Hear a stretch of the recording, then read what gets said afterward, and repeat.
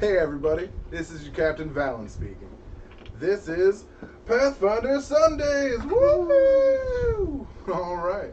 Well, we've been playing a fun game that I just decided to title Stealing North.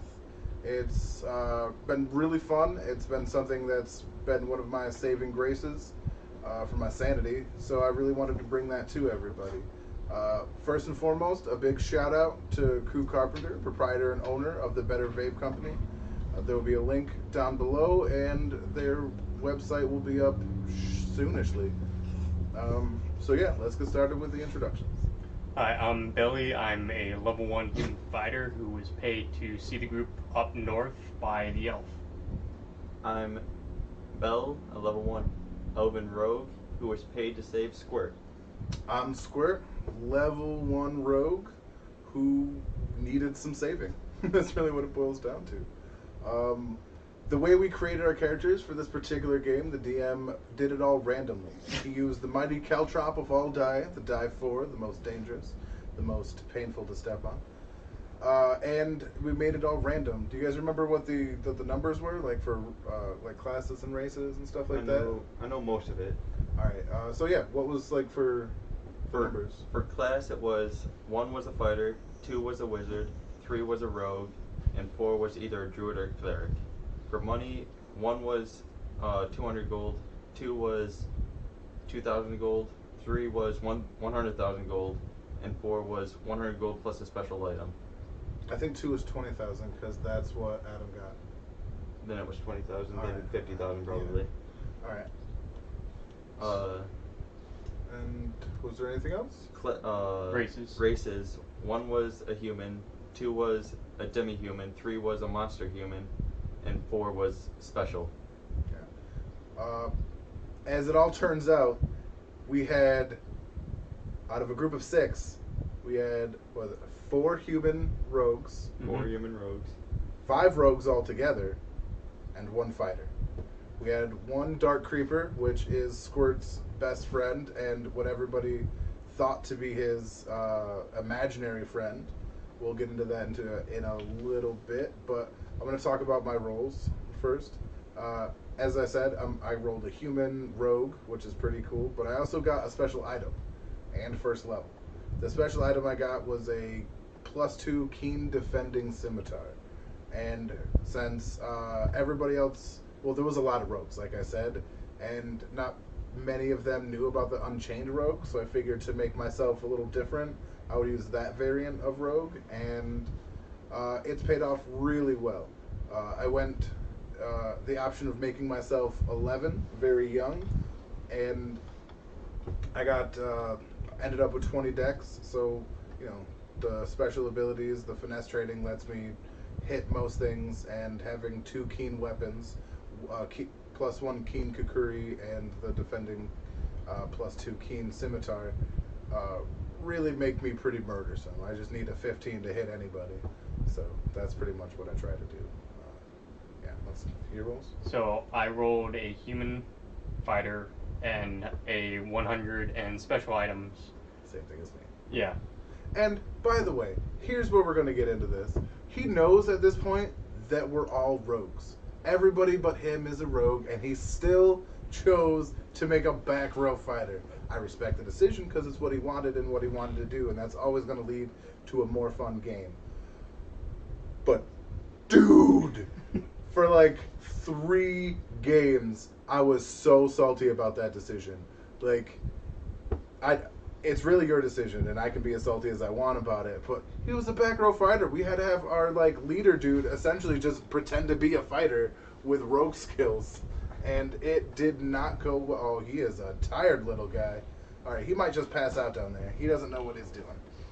But yeah, and I'm gonna make sure I don't step on him now. So he chose to just use the gun, the way of the gun, not the 6-shooter. That would have been cool. No, he's way in the back, he digs a hole, and he fires. Yes, I did go with the variant of trench fighter. I could have gone with a different one if I wanted to go sword and gun, which would have given me dragon blood. And at level 20, if I went full into fighter, I would have gotten dragon wings later on.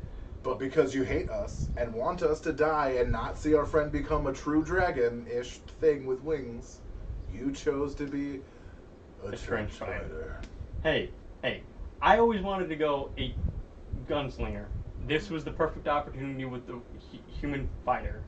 I still feel like it for the gunslinger you wanted to play as, it would have been better for the other one. But that said, the amount of damage this MFer does is pretty outstanding, and he only has to hit their touch AC, so it's like, I am mad, but you are useful. He does at least half the enemy's damage most of the times. Yeah, it's like 5 people slapping it with swords, doing their stabbies, and then this guy with the almighty boomstick of heavenly ruptures. Not enchanted, not anything. It's not actually the name of his weapon. Anytime there's a gun in D&D, I come up with a fantastical name for it. But yeah, and this guy though, he's got some pretty fun stuff for his rolls. I rolled obviously demi-human rogue, and when you roll demi-human, you have to roll another d4 to see what demi-human you are. So in this case, it was dwarfs, elves, and 2 other things that I don't know.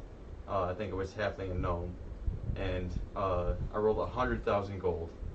50,000 of which went into my bow, which made it a +1 second chance bow. It's a nice bow. It's a really nice bow. Yeah. It's mine now. Mason's holding, what's his character's name? The White is holding it. G the White is holding it right now. I think it's like Gerald or something like that. Gerald the White. Gerald yep. the White. Yeah, he's holding it for me now. He thinks it's his, but it's not. It's mine because, well, we'll talk about that in a later game. Because we like to pass around equipment. Let's not talk about that.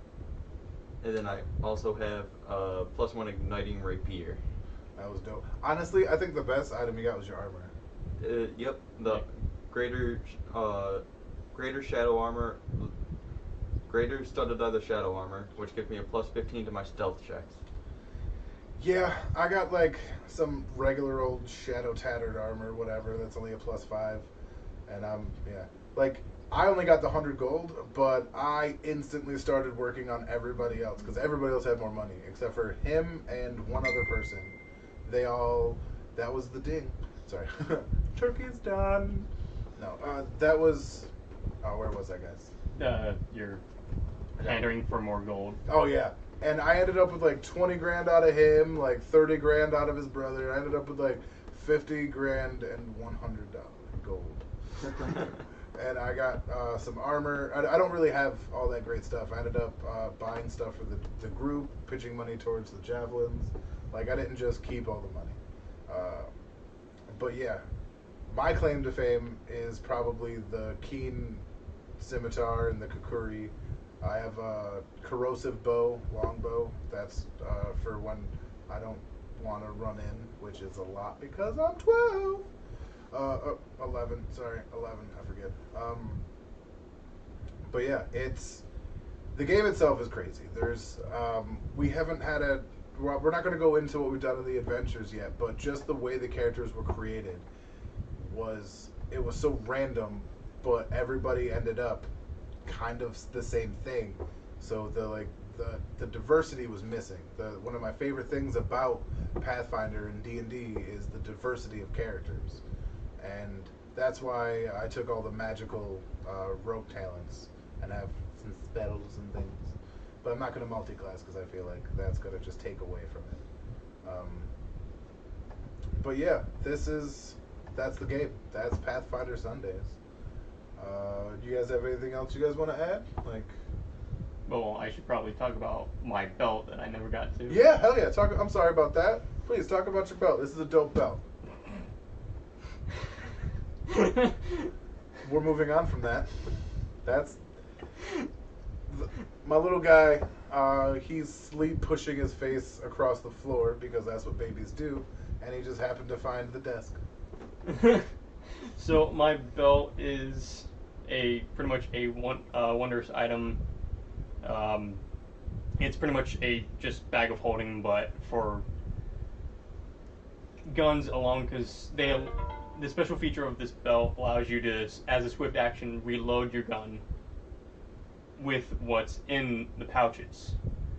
for my gun being a musket, it was one pouch being the musket balls and the other being the black powder. Every turn I get to reload it as a swift action and fire the next turn.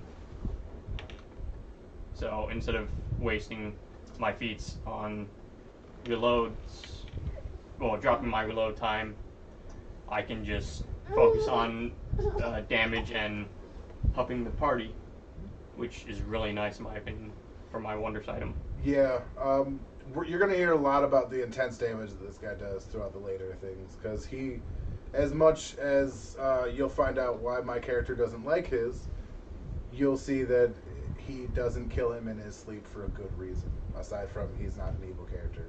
And Yet. we need that guy. Yet. Yeah, keep playing. He's not an evil character yet. You're going to push him. He's going to be like the worst. He's going to go through the terrible teens like you have no idea. Yeah, from lawful to chaotic evil. Right? But yeah, I think if we don't have anything else to talk about, that'll be it. So another shout out to the Better Vape Co. for letting us use their space. My hope is I have some of the other players that can come and stop by, give their little stories, tell about their characters, and yeah, after this, we're going to tell about our first and second adventure, third and fourth. We're just going to tell you about what we did.